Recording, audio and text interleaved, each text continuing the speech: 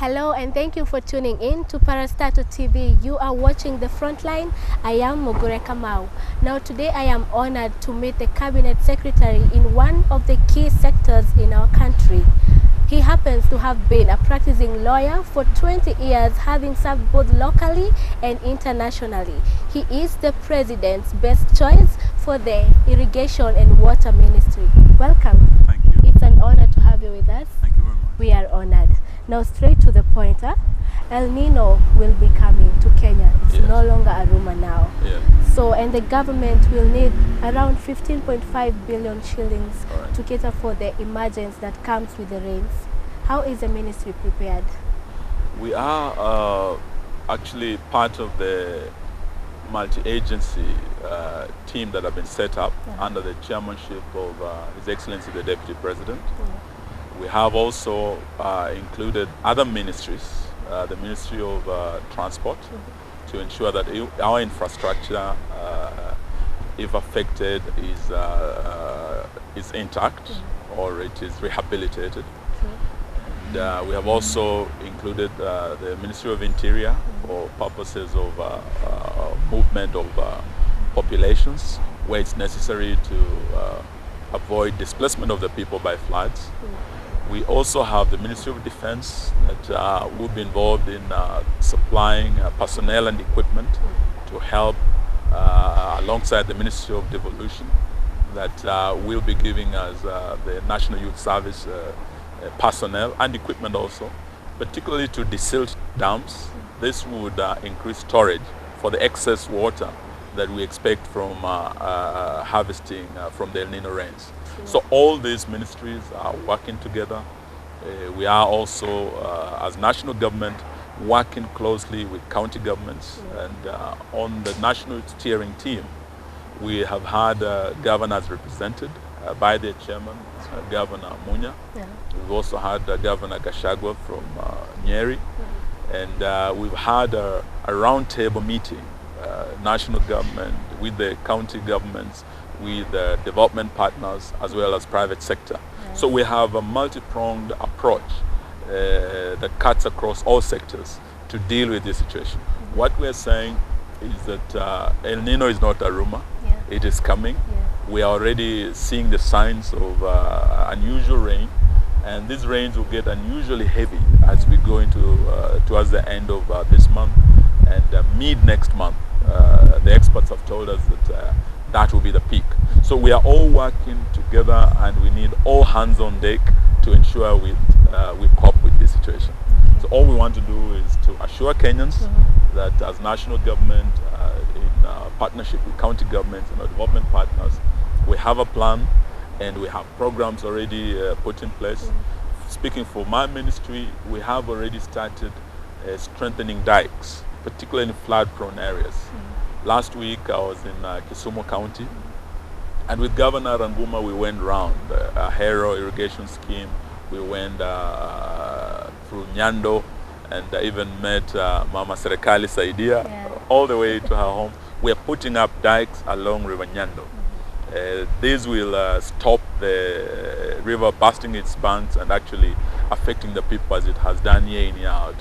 In Budalangi also, we were able to tour Busia with Governor Ojamo, and we are already raising and strengthening dikes along River Nzoia. That is where we normally have problems. We are also, through National Water Corporation, setting up check dams in Narok. And apart from that, through the National Irrigation Board also, we are looking at excavators going to flood-prone areas like Nyando and Kisumu to ensure that we clear the canals, we do desilting and clear the waterways so that we avoid flooding around the lake. So these are some of the things that we are putting in place now, but we know that the Ministry of Health is also putting in necessary preparations, because when you have excess water, we also have disease outbreaks. So we have the Ministry of Health stocking up drugs and preparing to counter any situation that could arise. Equally, our counterparts in the education sector are also preparing, because most likely schools could be affected, some classrooms could come down, and we are all working together So these are the preparations we have put in place. Nice. But our prayer is that it will not be as severe as it was in 1997 when we lost lives, we lost property worth billions. And all we are telling Kenyans that wherever you are, please remain alert. If there's something you can do to move from a risk area, please do so. We also expect landslides apart from floods. And this has happened around Mount Elgon. It's happened in areas like Muranga. So those living on the slopes should also take care. Yeah. Thank you. Okay.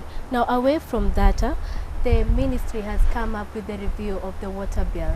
Yes. What really inspired this review, and what impact is it going to have? First of all, we haven't had major reforms in the water sector for many years, until 2002, when we had the current water bill passed. And it is this bill that actually brought huge reforms in the water sector. And the water sector reforms that this country has experienced for the last 10 years have been phenomenal in transforming this sector, in separating the issue of regulation from the issue of management, and ring fencing actually water finances that previously were under municipal councils, and there was a lot of mismanagement of the funding. This in itself boosted donor confidence in the water sector, and we saw a serious rise in terms of financing in the water sector. We used to have a budget of about 4 billion then, but by now we are talking about 40 billion. So this has grown because of the reforms that have been put in place. But as we speak now, we need further reforms in the water sector. And the current bill that the National Assembly has passed is before the Senate now. It is a vital piece of legislation for the sector, because it is really the legislation that will align the water sector to the current constitution. So we are asking the Senate, just the way the National Assembly under the leadership of Honorable Amina prioritize the water bill. We are hoping the Senate will also prioritize it. We know that the bill has already gone through the first reading. It has been tabled before the Senate, and it's undergoing public participation so that we get the input of Kenyans. It is a very vital bill. It will transform the water sector. It is the bill that is going to create new institutions. And of importance is really the Water Harvesting and Storage Authority. We haven't had an authority specifically for water harvesting.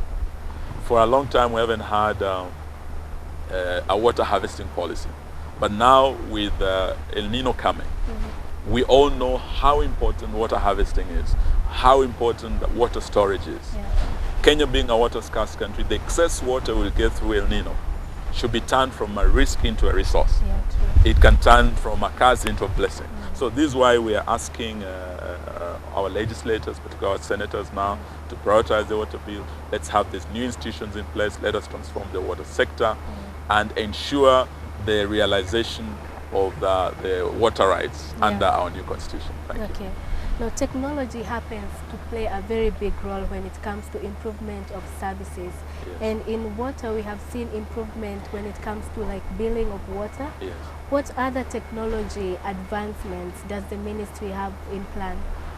I think we have one of the biggest challenges in the ministry is the issue of non-revenue water.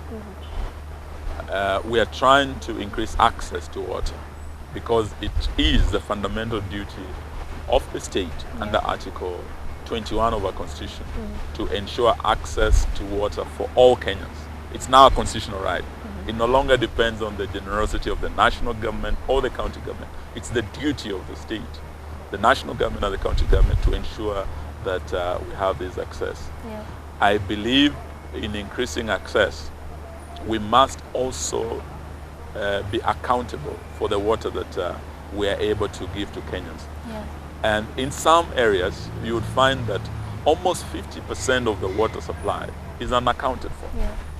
So this problem of non-revenue water is one of our biggest challenges, and we are partnering with our development partners, particularly countries that are so advanced technologically, that we can bring down the problem of non-revenue water from the current almost 50% to like we were in Sweden, and you look at the non-revenue water, it's not beyond 5%.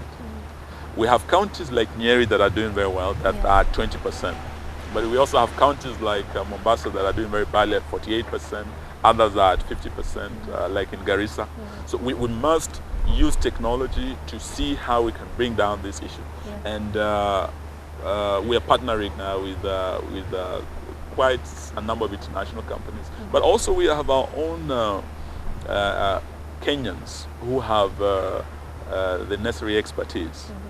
Giving the example of we have a young man called Martin Nangole who is in charge of ICT at the Nairobi Water Company. He was able to actually introduce through ICT a mechanism that has increased revenues for Nairobi Water by almost 30%. Wow. So through technology we can achieve this, and we want to encourage more water companies to use technology to bring down the problem of non-revenue water and other challenges also. We also want to use technology to improve on the quality of water. For a long time we've been relying on chlorine. True. For the longest, I mean since we were kids, the only thing we use is mixed chlorine in our water. But we know of countries that are using other advanced technologies that purify their water to a level that you can drink water from the tap. Kenya experiences some water conflict resources.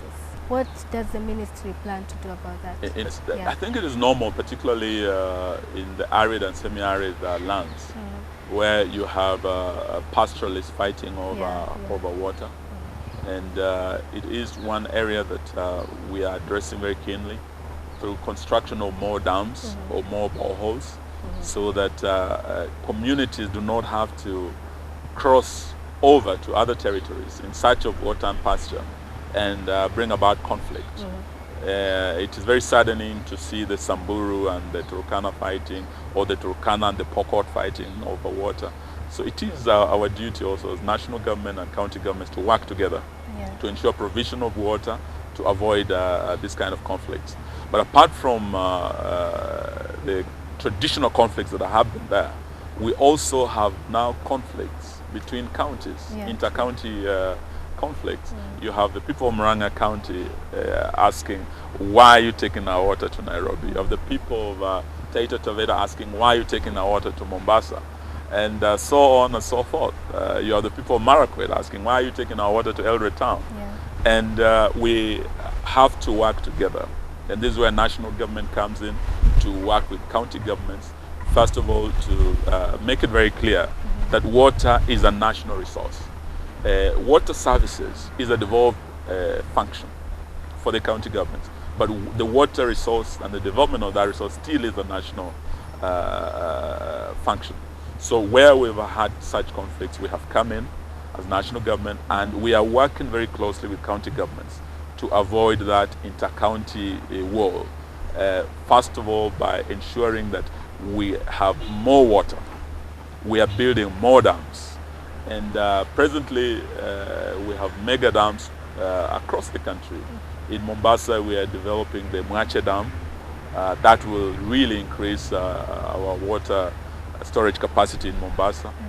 We also are working on the Northern Collector Tunnel from Murang'a to Ndakaini. We want to boost the water supply to Nairobi by over 200,000 cubic meters.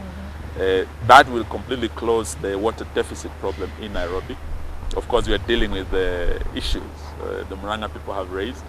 And we are looking at Pokot. We have Sioi Dam. It's a mega dam that will actually add a lot of water in Pokot. In Nakuru recently, through the Italian government, the Italian Prime Minister came here and signed with our president a pact where we're going to have Itare Dam in Nakuru. That is going to supply water to over 800,000 residents of Nakuru. So doing all this we will bring down the conflict. Yeah. We will, as long as we succeed to give each county more water, counties will stop fighting over water. Yeah, so the issue really is to increase access in terms of infrastructural development, but also to increase the quality of that water. And this is what we're doing, President. Yes. Thank you. Now, lastly, Bwana Mheshimiwa, you had one of the key dockets. I would love you to look at this camera Yes. and give your final words to Kenyans. I think we want to assure Kenyans that the Kenyan government is committed to the realization of the SDGs, particularly goal number 6 of water and sanitation to all Kenyans by 2030. That I can assure you. We are working day and night, and I'll go to every county. I'll work closely with every county government to ensure realization of this goal. Thank you very much. That was such a candid conversation with the Cabinet Secretary, Water and Irrigation. It's always a pleasure to have you with us. Thank you for keeping it Parastato TV. I am Mugure Kamau. See you next time.